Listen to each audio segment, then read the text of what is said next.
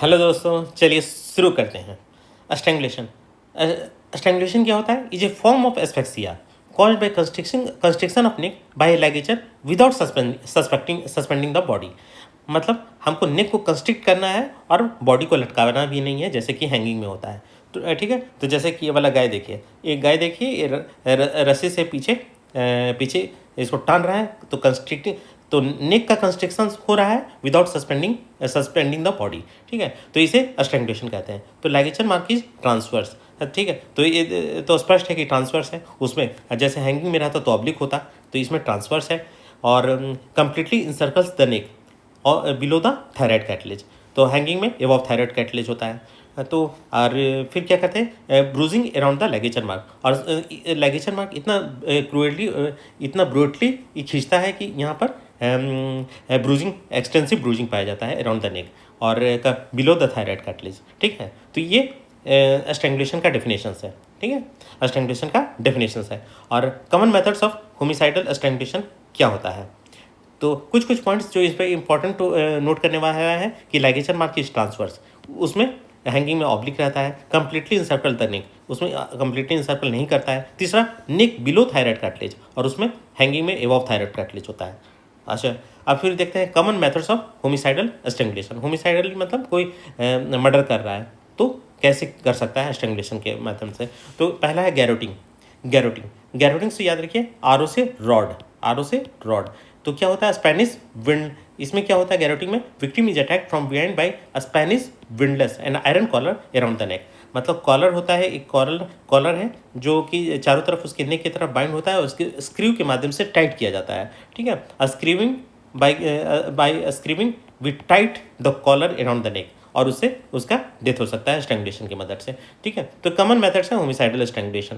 तो ये स्पेन में यूजुअली होता है, स्पेन में होता है, और लीगली कैपिटल पनिशमेंट इसे दिया जाता था पहले। ठीक है, अभी नहीं है। Victim is attack from behind. Next है मगिंग। गैरोटिंग के बाद मगिंग में क्या होता है, strangulation by holding the neck of victim in bend of elbow. तो बेंड ऑफ एल्बो दो चीज़ होता है। बेंड ऑफ एल्बो या तो हमारे पास फोर आर्म, ये वाला फोर आर्म है। ठीक है, ये फोर आर्म है या एल्बो है। तो एल्बो की मदद से भी हम मगिंग कर सकते हैं और फोर आर्म की मदद से भी हम मगिंग कर सकते हैं। तो अगर कंप्रेशन विथ फोर आर्म है तो क्या चोक करेगा, कंप्रेशन विथ एल्बो है तो क्या चोक करेगा, वो देखते हैं। फोर आर्म है तो ईयर चोक करेगा, ईयर चोक। और ईयर चोक यानी कि हमारे रेस्पिरेटरी जो है, यानी कि ट्रैकिया, रेस्पिरेटरी पैसेज जो वो चोक होंगे, वो कंस्ट्रिक्ट होगा। ठीक है, अगर फोर आर्म से करे तो। और कंप्रेशन विद एल्बो तो कैरोटिड चोक होगा, यानी कि हमारे कैरोटिड आर्टरी चोक होंगे, कैरोटिड चोक होगा। तो इसको कैसे याद रखेंगे, मगिंग में या तो ईयर चोक हो सकता है या कैरोटिड चोक हो सकता है। तो कैसे याद रखेंगे, तो ऐसे याद रखिए, फोर आर्म। तो आर्म है तो ईयर कर दीजिए, आर्म है तो ईयर, आर्म है ईयर, तो ईयर है, ईयर से आप याद रखिएगा ट्रैकिया, ईयर पर से ट्रैकिया है, इसमें तो कोई डाउट नहीं है। तो आर्म ईयर। ठीक है, और एल्बो में से कैसे याद रखेंगे, एल्बो कैरोटिड चोक करता है, एल्बो से कैरोटिड चोक होता है, उसको कैसे याद रखेंगे, तो कैरोटिड में ब्लड जाता है तो ब्लड। तो यहाँ भी बी ओ है, यहाँ भी बी ओ है।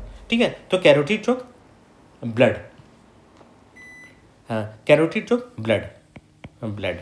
ठीक है, यहाँ भी ब्लड में बी एल ओ है और उसमें भी बी एल ओ है, एल बी ओ है। ठीक है, तो याद रखिएगा।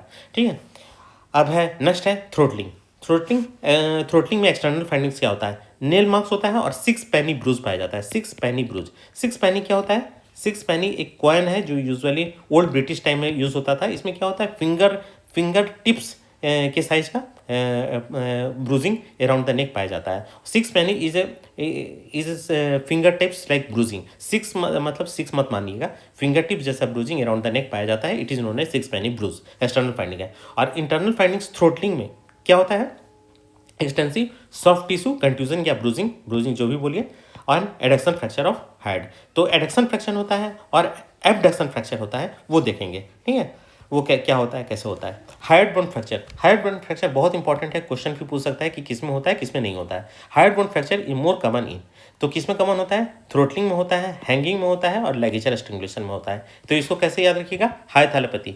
अभी तमिलनाडु का सीएम कौन है, थालापति विजय।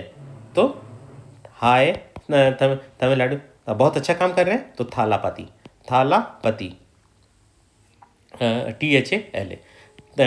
थ्रोटलिंग, हैंगिंग, लेगेचर स्ट्रॉन्गलेशन, ठीक है। फिर से थ्रोटलिंग, हैंगिंग, थाला, T से थ्रोटलिंग, थ्रोटलिंग, और H से हैंगिंग, हैंगिंग, और L से लेगेचर स्ट्रॉन्गलेशन, लेगेचर स्ट्रॉन्गलेशन। लेगेचर मतलब रस्सी से स्ट्रॉन्गलेट करना, लेगेचर स्ट्रॉन्गलेशन।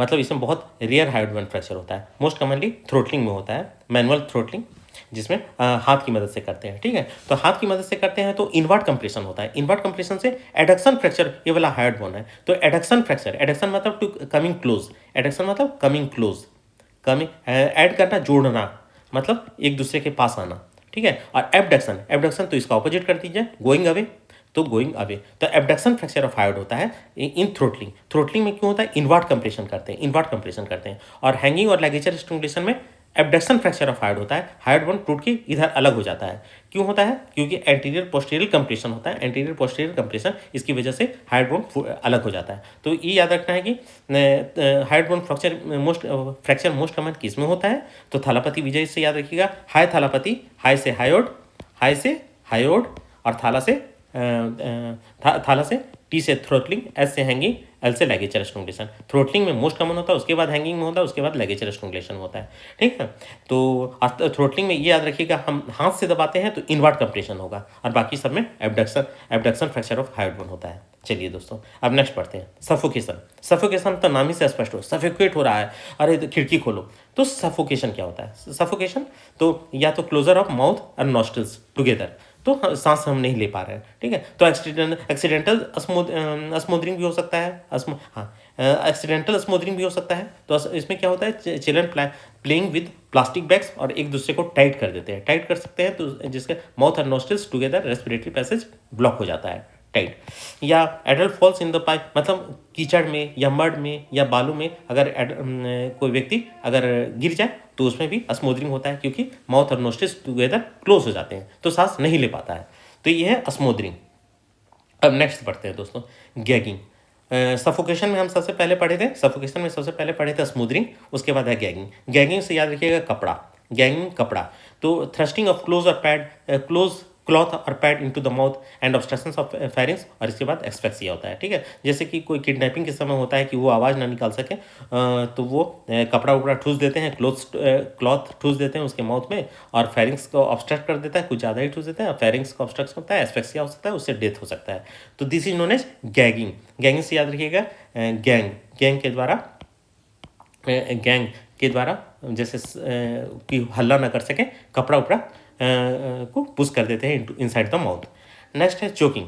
चोकिंग क्या होता है, जैसे स्मोदरिंग होता है माउथ और नॉस्ट्रल्स को एक्सटर्नली ब्लॉक करना, और चोकिंग क्या होता है, entry of foreign body into the airways, ठीक है। तो इसमें भी ईयरवे ब्लॉक हो रहा है, लेकिन इंटरनली हो रहा है, ठीक है, फॉरेन बॉडी इनटू ईयरवेज। तो रेस्पिरेटरी डिस्ट्रेस होता है, ईयर हंगर होता है, और गैस्पिंग होता है, जैसे कभी कभी खाने का टुकड़ा हम लोग का फंस जाता है, तो वैसे हो सकता है, ठीक है। तो और इसका, हाँ, इसका मैनेजमेंट देख लीजिएगा, हेल्मिच मैनुअर, हेल्मलिच मैनुअर, जिसमें कि दोनों हाथ से उसकी छाती को प्रेस करते हैं, ठीक है, और जो बोलस है, बोलस ऑफ फूड, वो बाहर आ जाते हैं, चोकिंग, ठीक है। चोकिंग उधर पढ़े थे स्मोदरिंग। अब नेक्स्ट है, इसी से मिलता जुलता टर्म है कैफे कॉर्नरी सिंड्रोम, ठीक है, इसलिए हम दे दिए हैं कि आप थोड़ा सा रिलेटेड जानकारी ले सकें। कैफे कॉर्नरी सिंड्रोम्स, तो कैफे क्या होता है, कैफे मतलब रेस्टोरेंट हुआ, कॉर्नरी मतलब मायोकार्डियल इन्फेक्शन होता है, ठीक है। तो रेस्टोरेंट में मायोकार्डियल इन्फेक्शन जैसा सिंड्रोम, तो रेस्टोरेंट में आदमी क्या करता है, खाना खाता है, तो खाना खाता है तो कुछ ऐसा मायोकार्डियल इन्फेक्शन जैसा सिम्टम्स हो सकता है, not myocardial infection, myocardial infection जैसा मिलता जुलता सिम्टम्स आता है, इसे known as cafe coronary syndromes. होता क्या है देखते हैं, कभी कभी रेस्टोरेंट में खाते के समय तो obstruction of upper airway by bolus of foods, ठीक है, bolus of foods upper airway में फंस जाता है, ठीक है। इसकी वजह से लैरिंगल नर्व स्टिमुलेट होता है, लैरिंगल नर्व स्टिमुलेट होने से वेगस नर्व का हाइपर स्टिमुलेशन होता है, वेगस नर्व एक्सेसिव स्टिमुलेट होता है, उससे कार्डियक अरेस्ट होता है, उससे डेथ हो सकता है, ठीक है। तो देख लिए मतलब फूड हमारे ईयर पैसेज में फंसा, उसके बाद लैरिंगल नर्व स्टिमुलेशन हुआ, लैरिंगल नर्व स्टिमुलेशन से क्या होता है, वेगस नर्व स्टिमुलेट करता है, जिससे कार्डियक अरेस्ट आ सकता है, वेगस नर्व स्टिमुलेट और कार्डियक अरेस्ट, और इसी known as cafe coronary syndrome. Cafe coronary syndrome cafe में होता है, कॉर्नरी जैसा मिमिक करता है, मिमिक्स लाइक हार्ट अटैक, अच्छा, नेक्स्ट है बर्किंग। बर्किंग को याद रखिए, BST। कैसे याद रखेंगे? अच्छा, पहले देखिए होता क्या है। बर्किंग में क्या होता है, तो ये गाय है, ये गाय, ये पहले तो इसके छाती के ऊपर बैठ गया, ठीक है, तो ट्रॉमेटिक एस्फेक्सिया होगा, मतलब चेस्ट का मूवमेंट ब्लॉक होता है। चेस्ट का मूवमेंट ब्लॉक होने से वो सांस नहीं ले पाता है, और ऊपर से क्या करता है ये कमीना, ये हाथ से उसके मुंह, मतलब माउथ और नॉस्ट्रल्स को ब्लॉक कर देता है, मतलब अस्मोदरिंग भी कर रहा है, ठीक है। तो अस्मोदरिंग भी कर रहा है और ट्रॉमेटिक एस्फेक्सिया भी कर रहा है, ठीक है। ये दोनों तरह से, पहले तो रेस्पिरेटरी मूवमेंट को ब्लॉक कर रहा है, क्योंकि अपना वजन उस पर छाती पर चढ़ गया, इसलिए रेस्पिरेटरी मूवमेंट, चेस्ट का मूवमेंट नहीं हो पा रहा है। और दूसरा, अपने हाथ से उसके माउथ और नॉस्ट्रल्स को प्रेस ब्लॉक कर दिया है, जिससे कि वो सांस नहीं ले पा रहा है। तो homicidal smothering plus traumatic asphyxia. Traumatic asphyxia क्योंकि चेस्ट का मूवमेंट नहीं होता है, अस्मोदरिंग उसका माउथ और नॉस्ट्रल को ब्लॉक कर दिया है। तो इसको कैसे करेंगे? BST। BST मतलब बर्किंग इक्वल टू BST हम लोग देखते हैं, तो बर्किंग, अस्मोदरिंग, ट्रॉमेटिक एस्फेक्सिया, BST याद रखिएगा, ठीक है, BST। हाँ, नेक्स्ट है ट्रॉमेटिक एस्फेक्सिया। ट्रॉमेटिक एस्फेक्सिया तो देख ही रहे हैं, due to heavy weight on the person chest, जिससे कि पर्सन का चेस्ट का मूवमेंट नहीं हो पाता, सांस नहीं ले पाता है, और साइनोसिस भी होता है। देखिए कितना हैवी, जैसे ये ट्रॉमेटिक एस्फेक्सिया क्यों होता है? भगदड़ में होता है, ठीक है, भगदड़ में जैसे कि कोई मेला उला में, यूजुअली ट्रॉमेटिक एस्फेक्सिया ही होता है, जिसमें पिटेकियल हेमरेज भी होता है और सब कंजक्टिवल हेमरेज भी होता है। मास्क इकाइमोटिक, ये रिलेटेड टर्म है ट्रॉमेटिक एस्फेक्सिया में, ट्रॉमेटिक एस्फेक्सिया में ही होता है, जिसमें पेल चेस्ट विथ साइनोज्ड फेस हो जाता है। पेल चेस्ट, चेस्ट पीला और फेस साइनोज्ड होता है, ब्लूइश कलर होता है। Mask इकाइमोटिक found in traumatic asphyxia. Traumatic asphyxia आप समझ ही गए। अब नेक्स्ट पढ़ते हैं। Next, manner of hanging. Hanging कैसे? हाँ, हैंगिंग में एक बहुत इंपॉर्टेंट टर्म है ऑटो इरेक्टिक और सेक्सुअल एस्फेक्सिया। ऑटो इरेक्टिक और सेक्सुअल एस्फिया या हाइपोक्सीफिला कहते हैं, या एस्फिक्सियोफिला कहते हैं।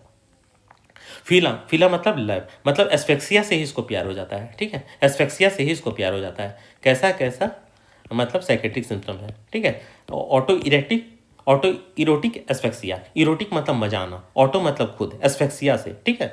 या सेक्सुअल एस्फेक्सिया, मतलब ऐसा एस्फेक्सिया जो सेक्सुअल रिलेटेड हो। तो इसमें क्या होता है, विक्टिम जो है अपना ही नेक को कंस्ट्रिक्ट करता है, ठीक है, और नेक को कंस्ट्रिक्ट करता है, तो कुछ कैरोटिड नर्व दबने से उसको कुछ इरोटिक एक्सप्लोजर होता है, इरोटिक प्लेजर होता है, ठीक है। लेकिन कभी कभी एक्सीडेंटल डेथ भी हो सकता है। तो मोस्ट कॉमन इन मेल परवर्ट्स होता है, फॉर्म ऑफ मैसोकिज्म। मैसोकिज्म मतलब मुझे दर्द हो, ठीक है, मैसोकिज्म मतलब मुझे दर्द हो, मतलब by inflicting pain on itself, ठीक है, मतलब उसे खुद में दर्द महसूस होने पर मजा आता है, मैसोकिज्म। और सैडिज्म मतलब दूसरा को बीट करने पर उसको मजा आता है, मतलब get sexual gratification by beating on self, masochism. अच्छा, asphyxia sexual gratification, erotic hallucination. तो ये है ऑटो इरेटिक एस्फेक्सिया। अब नेक्स्ट है, अच्छा, unnatural sexual offence is not punishable under BNS 9, ठीक है, ये वाला याद रखिएगा। अब कुछ नेचुरल सेक्सुअल ऑफेंसेस देख लीजिए, देखते हैं। उसमें सबसे पहले इंसेस्ट। इंसेस्ट मतलब sexual intercourse between close relatives, ठीक है, physical contact between close relatives में ही सेक्सुअल इंटरकोर्स होता है। तो कुछ टर्म्स देख लीजिए जो बहुत इंपॉर्टेंट है। Sex between family members not punishable in India if consent between adults, ठीक है, बस अपनी मतलब कंसेंट दे दे तो फिर sexual relationship between own members भी पनिशेबल नहीं है, ठीक है, मतलब फैमिली मेम्बर्स आपस में भी सेक्सुअल कॉन्टैक्ट करें तो वो पनिशेबल नहीं है अकॉर्डिंग टू न्यू BNS, ठीक है। अच्छा, इडिपस कम्प्लेक्स, मदर और सन, ठीक है, मदर और सन के बीच सेक्सुअल रिलेशनशिप बन जाए तो it is known as Oedipus complex. Oedipus हम याद करवाते हैं, कैसे याद करेंगे, ठीक है। और इलेक्ट्रा कम्प्लेक्स, ठीक है, इलेक्ट्रा कम्प्लेक्स अगर फादर और डॉटर के बीच बन जाए तो फादर और डॉटर के बीच ये कैसे याद करेंगे? फिड मतलब खाना, तो डाउटर, D से डाउटर, F से फादर, FATHER, डाउटर, फादर, और इलेक्ट्रा, E से इलेक्ट्रा। तो फिड याद रखिएगा, फिड मतलब खाना, इलेक्ट्रा, तो इलेक्ट्रा कम्प्लेक्स। तो F से फादर, E से इलेक्ट्रा कम्प्लेक्स, D से डॉटर। और मदर और सन को कैसे याद रखेंगे? ऑडोमॉस। ऑडोमॉस हम लोग मच्छर भगाने के लिए यूज़ करते हैं, ऑडोमॉस मच्छर भगाने के लिए यूज़ करते हैं, तो ऑडोमॉस याद किया। OD से इडिपस कम्प्लेक्स, OD से इडिपस, ठीक है। और MO से मदर याद कीजिए, मदर, और एस से सन, ठीक है। तो Oedipus complex is a sexual intercourse between mother and son. Oedipus Odomos मच्छर भगाने वाला इंस्ट्रूमेंट है, ठीक है, केमिकल है। अब नेक्स्ट आते हैं, नेक्स्ट है Pharaoh complex. Pharaoh complex sexual intercourse में sexual relationships between brother and sister, इसको याद रखिए बीपीएससी। बीपीएससी जैसे यूपीएससी होता है तो बिहार पब्लिक सर्विस कमीशन होता है, तो बिहार ब्रदर फराहो कॉम्प्लेक्स सिस्टर, ठीक है, बी से ब्रदर, एस से सिस्टर और पी से फराहो कॉम्प्लेक्स। फराहो कॉम्प्लेक्स क्या क्या नाम है और कैसा कैसा रिलेशन, ठीक है। अब नेक्स्ट है बकल क्वाइटस, ओरल सेक्स और सीन ऑफ गोमरो, ठीक है। तो ओरल सेक्स को ही सीन ऑफ गोमरो कहते हैं, ठीक है, और उसे ही बकल क्वाइटस। बकल से मुंह याद रखिएगा, ओरल से मुंह होता है, और गोमरो इसमें भी ओरल टर्म आ रहा है, इसमें भी ओरल टर्म आ रहा है, तो तीनों टर्म एक ही है। वो क्या होता है देखते हैं। Oral stimulation of penis is known as fellatio and oral stimulation of vagina is known as cunnilingus. तो ओरल स्टिमुलेशन ऑफ पेनिस कैसे याद रखेंगे, फिल पेनिस, पेनिस को फिल ही किया जाता है, ठीक है, फिल पेनिस, ठीक है, पेनिस से पेनिस और फिल से फिलेटियो, फिल से fellatio. Oral stimulation of penis is known as fellatio and oral stimulation of vagina is known as cunnilingus. इसको कैसे याद रखेंगे, कट वेजिटेबल, वेजिटेबल को यूजुअली काटा जाता है, तो इसमें कोई नया बात नहीं है, वेजिटेबल, कट वेजिटेबल, ठीक है, वेजिटेबल को काटो, वेजिटेबल से वेजाइना, वेजाइना और कट से कनीलिंगस, कनीलिंगस, कट से कनीलिंगस, ठीक है। अब नेक्स्ट है पॉइजनिंग। अब ये सब देख लिए हैं, सेक्सुअल परवर्जन वाला देख लिए हैं, अब कुछ पॉइजनिंग भी देख लीजिए, ठीक है। तो सब कुछ मिला जुला के बोलते हैं, तो ताकि आप लोगों का इंटरेस्ट बना रहे। हाँ, उसमें ऑर्गेनोफॉस्फोरस पॉइजनिंग, ऑर्गेनोफॉस्फोरस बहुत इंपॉर्टेंट है फॉरेंसिक में, इसका ट्रीटमेंट सिम्टम्स बहुत इंपॉर्टेंट है। अच्छा, ऑर्गेनोफॉस्फोरस में क्या होता है, कोलिनर्जिक सिम्टम्स होता है, और कोलिनर्जिक सिस्टम्स किस में काम करता है, या तो मस्करेनिक में काम करता है या निकोटिनिक में काम करता है। और मस्करेनिक्स में कहाँ कहाँ रिसेप्टर्स होता है वो हम जानते हैं, M1, M2, M3, M1, M2, M3, ठीक है, M4 और M5 भी होता है जो कि CNS में काम करता है। इसको याद करने का तरीका भी आप जानती होंगे, पहले खाओ तो GIT हो गया, फिर दिल लगाओ से हर्ट हो गया, पहले खाओ फिर दिल लगाओ, बाकी का बाद में, ठीक है। तो जो भी जंक्शन जो भी है ग्लैंड्स है सब इसमें होता है। M4 और M5 में CNS होता है। और निकोटिनिक रिसेप्टर्स किस पर काम करता है, निकोटिनिक रिसेप्टर्स काम करता है न्यूरोमस्कुलर जंक्शन पर और गैंग्लिया पर, न्यूरोमस्कुलर जंक्शन और गैंग्लिया पर, ठीक है। M1 रिसेप्टर्स पहले खाओ फिर दिल लगाओ, बाकी का बाद में, ठीक है। और निकोटिनिक कहाँ रिसेप्टर्स होता है, न्यूरोमस्कुलर जंक्शंस और गैंग्लिया में होता है, ठीक है। तो ऑर्गेनोफॉस्फोरस का कोलिनर्जिक सिम्टम्स होता है, और कोलिनर्जिक किस पर काम करेगा,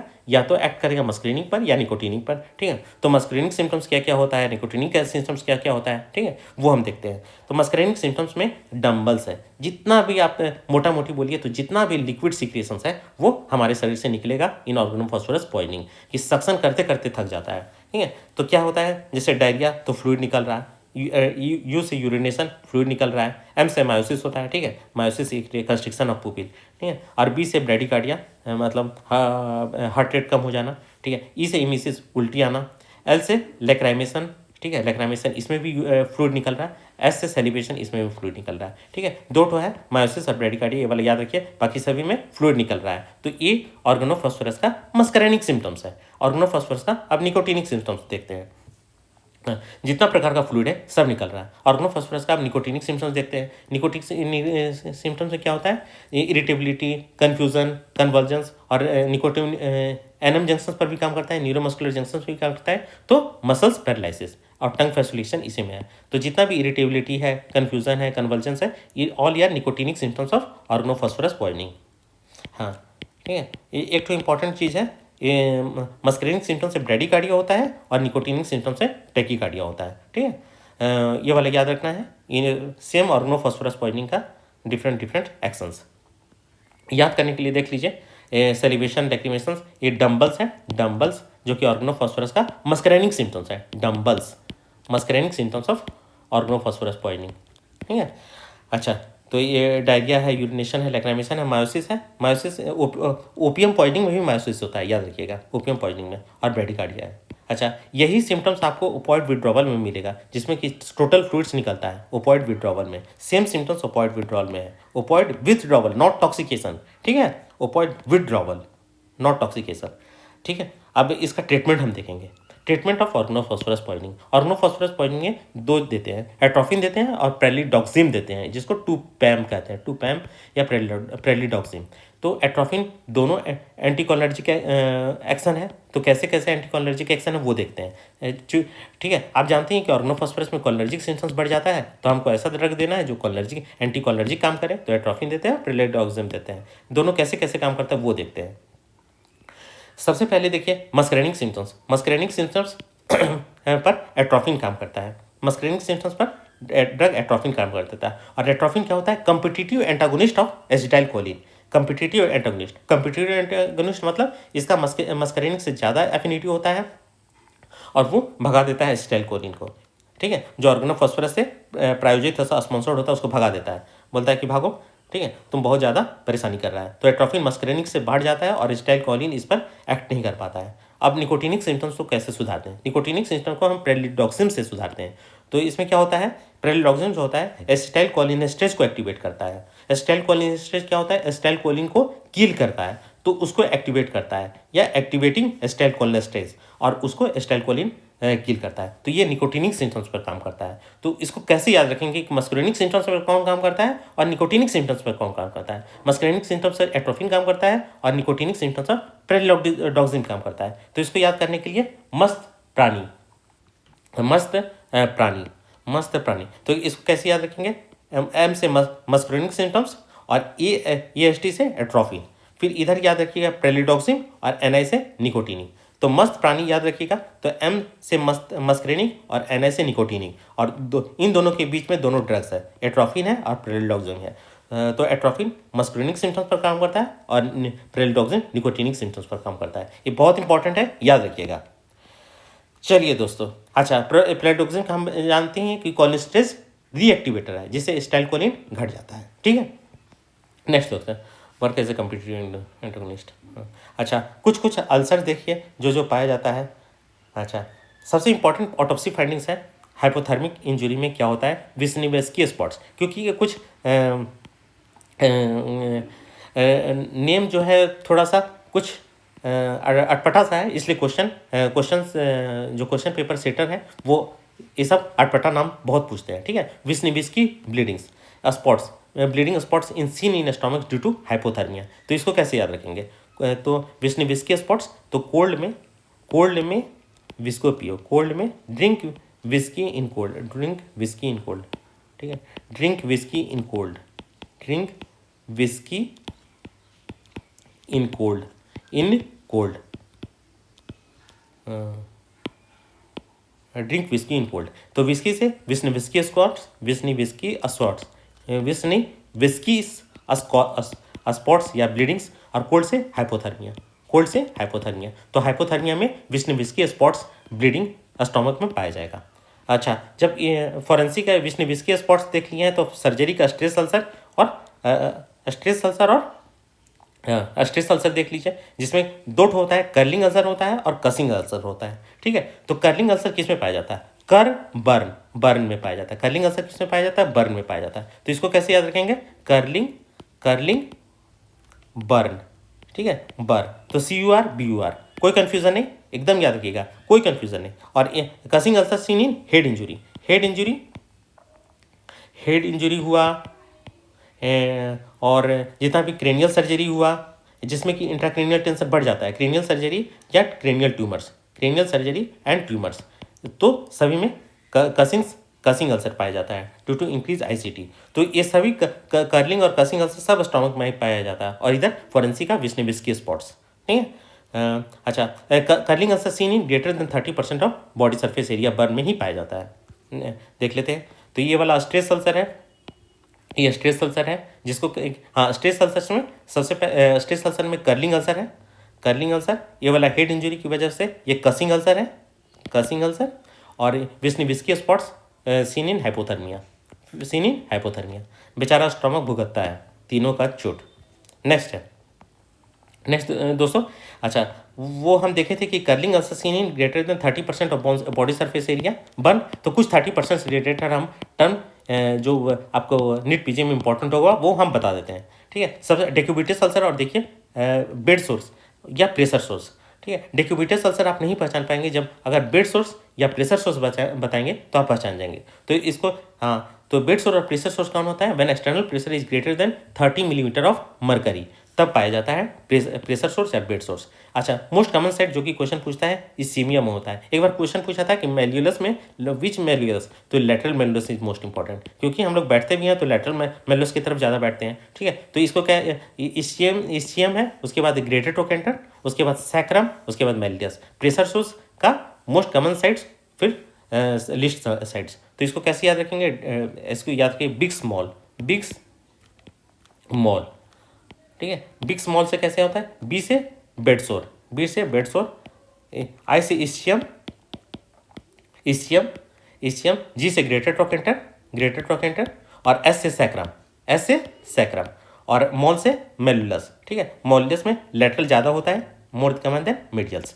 ठीक है, तो बिग स्मॉल। अच्छा, इसमें क्या इंपॉर्टेंट है कि when external pressure is greater than 30 millimetre of mercury. और अगर कर्लिंग अल्सर कब होता है? जन when burn is greater than 30% of body surface area, curling ulcer. एक और 30 है कंपार्टमेंट प्रेशर वाला, उसमें भी greater than 30 millimetre of mercury में कंपार्टमेंट प्रेशर होता है, वो देख रहे हैं आगे। अच्छा, कुछ अल्सर्स भी देख लीजिए। Ulcer infection, amoebic ulcer, flask cell ulcer most common होता है, ये बहुत क्वेश्चन पूछता है, इसलिए देख लीजिए, सिग्मॉइड कॉलम में होता है, लेकिन एमीबिक अल्सर से फ्लास्क सेल अल्सर होता है, ये बहुत पूछता है। नेक्स्ट है सैल्मोनेला टाइफी से लॉन्गिट्यूडनल अल्सर होता है, और ट्यूबरकुलोसिस से ट्रांसवर्स अल्सर होता है। इसको कैसे याद रखेंगे? तो टाई हम लोग जो पहनते हैं वो कैसा होता है? लॉन्गिट्यूडनल होता है।